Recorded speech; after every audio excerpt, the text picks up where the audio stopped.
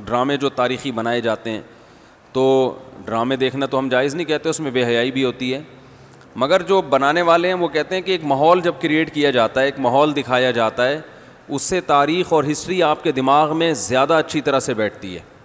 تو Tayyip Erdogan نے drama بنایا نا، ارطغرل بڑا مشہور ڈرامہ چل رہا ہے، بہت دنیا دیکھ رہی ہے، تو میں ڈراموں کو جائز نہیں کہتا، لیکن جو لوگ فلمیں دیکھ رہے ہیں پہلے سے بے حیائی کے کاموں میں پڑے ہوئے ہیں اور غلط چیزیں دیکھ رہے ہیں، تو ہم ان کو کم از کم یہ مشورہ دیتے ہیں کہ یار انڈین فلمیں دیکھنے سے بہتر ہے یہ جو آج کل وہ ڈرامے جو ہمارے فیملی سسٹم کو تباہ و برباد کر رہے ہیں، جب تم نے دیکھنا ہی ہے تو کم از کم ایک کم درجے پر آ جاؤ نا، اس کو دیکھ لو، تو اس سے تو پھر بھی بہتر ہے کہ کم از کم تمہیں ہسٹری تو پتہ چلے گی، کم از کم تمہیں یہ تو پتہ چلے گا مسلمانوں کی تاریخ کیا تھی۔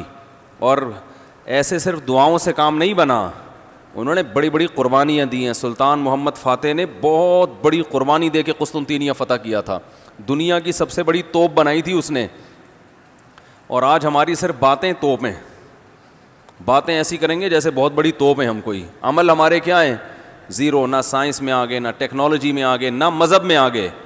وہ ٹیکنالوجی کی دنیا میں بہت آگے تھے، سائنس کی دنیا میں بہت آگے تھے۔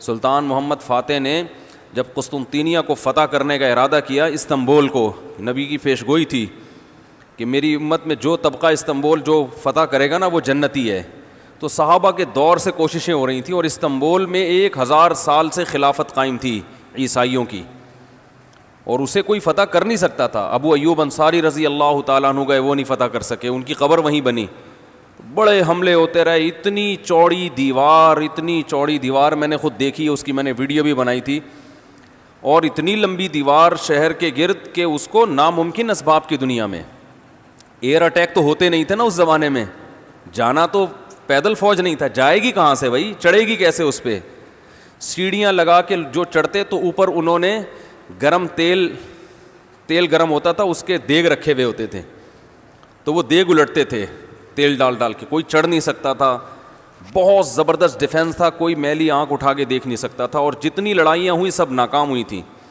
سلطان محمد فاتح نے کہا بھائی نبی نے خوشخبری دی ہے، ہم فتح کر کے چھوڑے گا۔ پھر وہ مشہور واقعہ ہے، اس نے کیا کیا کہ خشکی میں کشتیاں چلا دیں، سارے جانور راتوں رات ذبح کیے، ان کی چربی پگھلا کے پتھروں پہ بچھائی گئی ہے، اس پہ سمندری جہاز بٹھا کے، وہاں میں جب ترکی میں گیا ہوں تو اب دیکھو یہ چیز کتابوں میں بھی بتائی جا سکتی تھی نا، لیکن وہاں طیب اردگان نے کیا کیا ہے، میوزیم بنائے ہیں، ان میں یہ پورا منظر دکھایا جاتا ہے، خدا کی قسم ایسا ایمان بڑھتا ہے کہ چیخیں مارنے کا دل کرتا ہے، ایسی جو علماء بھی گئے ہیں نا، بنوری ٹاؤن کے ایک شیخ الحدیث گئے تھے، وہ کسی نے بتایا وہ رو رہے تھے چیخیں مار مار کے، جو جاتا ہے یہ منظر ہوتا ہے، وہ جب دکھاتے ہیں نا اپنی آنکھوں سے، بھائی کیا منظر، اور کیسے وہ کشتیوں کو راتوں رات خشکی پہ لے کے چلے ہیں، اور خشکی پہ لے جا کے پیچھے سمندر میں اتارا، اور سامنے سے بھی اٹیک اور پیچھے سے بھی اٹیک۔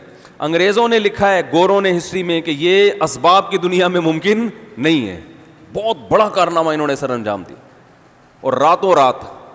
تو یہ ہماری تاریخ تھی جس کی وجہ سے ہمیں عروج ملا تھا، آج ہم صرف پیڑے کھا رہے ہیں، باتیں ٹھوک رہے ہیں بیٹھ کے، صحیح ہے نا، بزرگوں پہ طنز، علماء پہ اعتراضات، ایک دوسرے پہ کیچڑ اچھالنا، فرقہ پرستی، ان چیزوں میں ٹائم ضائع ہو رہا ہے، اور کوئی موٹیویٹ کرنے والا نہیں ہے، کوئی تعمیری کام کرنے والے لوگ بہت تھوڑے رہ گئے ہیں، اور ٹیکنالوجی کی طرف تو توجہ ہی نہیں ہے۔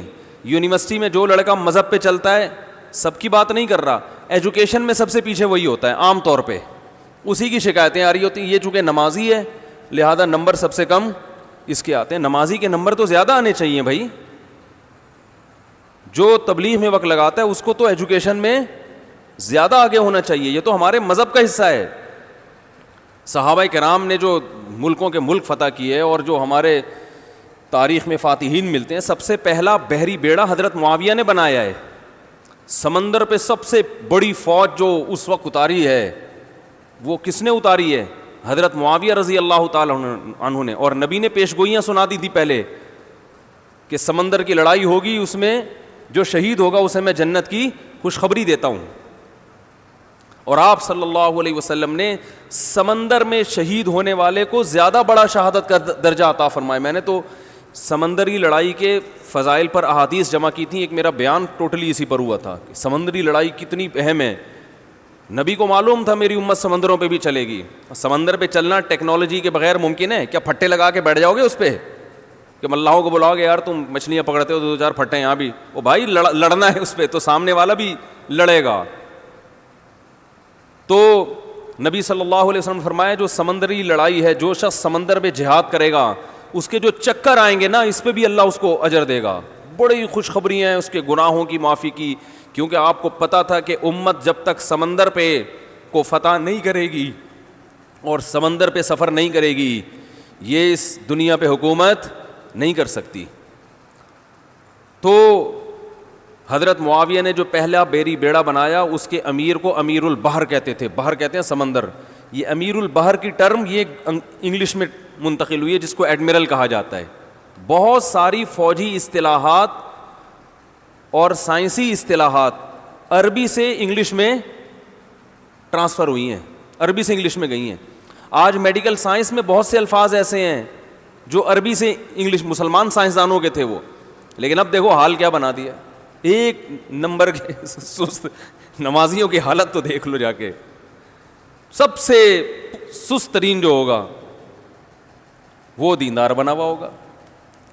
سب کی بات نہیں کر رہا, ڈاکٹروں میں ہم نے بڑے اچھے اچھے دیندار دیکھے ہیں, سائنسدانوں میں, ایٹمی سائنسدانوں میں تو دیندار زیادہ ہیں الحمدللہ, لیکن میجورٹی کی بات کر رہا ہوں کہ پتہ نہیں کہ ہمارے ذہن میں یہ کچھ ایسا کسی نے, شیطان نے بات ڈال دی ہے کہ ہم نے صرف جو ہے ایک طرف کو فوکس کیا ہوا ہے, دوسری طرف کو ہم نے بالکل نظر انداز کر دیا ہے. تو بھائی جس طرح سے دین کی تعلیم انتہائی ضروری ہے, اس کی کوئی اس کی اہمیت کی کمی کا انکار نہیں کر سکتا. انگریز جو تباہ ہو گئے نا, فیملی سسٹم تباہ ہو گیا, زنا معاشرے میں پھیل گیا, والدین اولڈ ہوم میں, وہ وجہ کیا؟ مذہب نہیں ہے نا, مذہبی تعلیم نہیں ہے.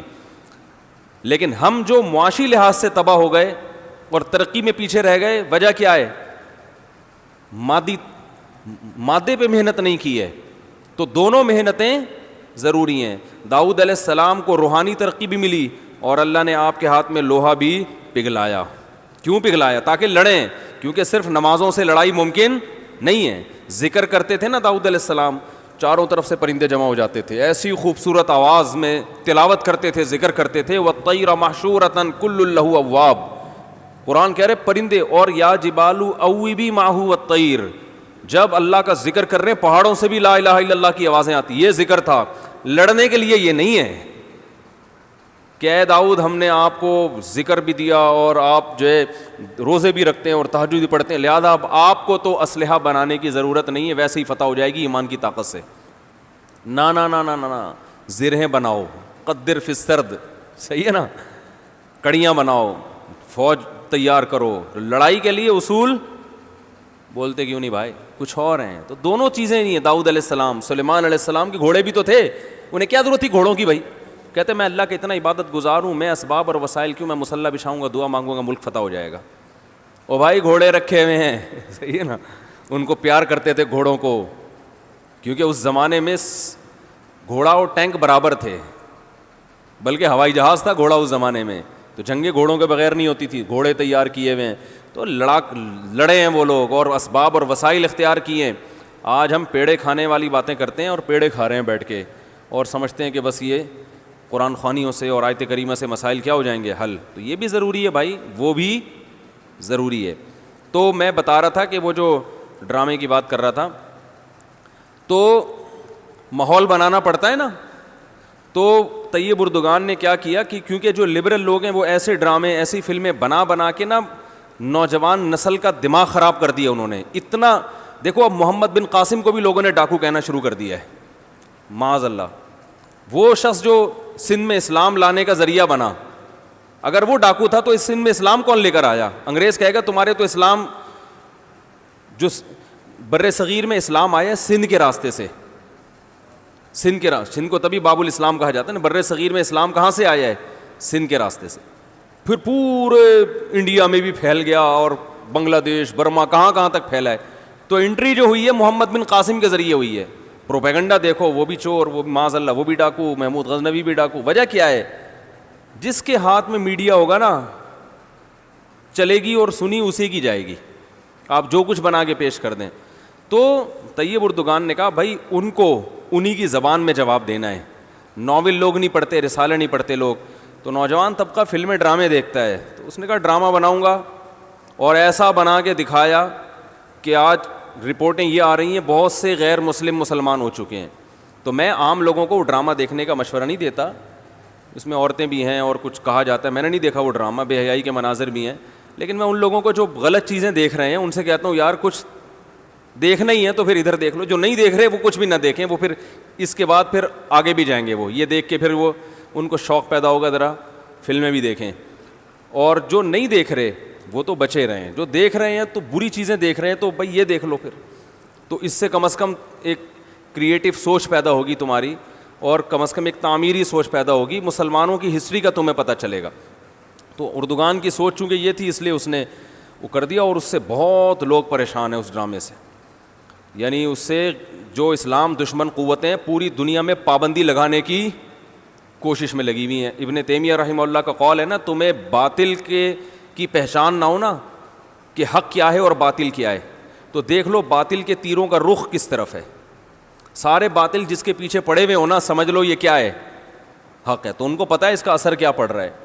تو ماحول جو کریٹ کیا جاتا ہے, ماحول ایک قائم کیا جاتا ہے, اس سے جو لیسن ملتا ہے وہ ویسے زبانی سمجھانے سے نہیں ملتا.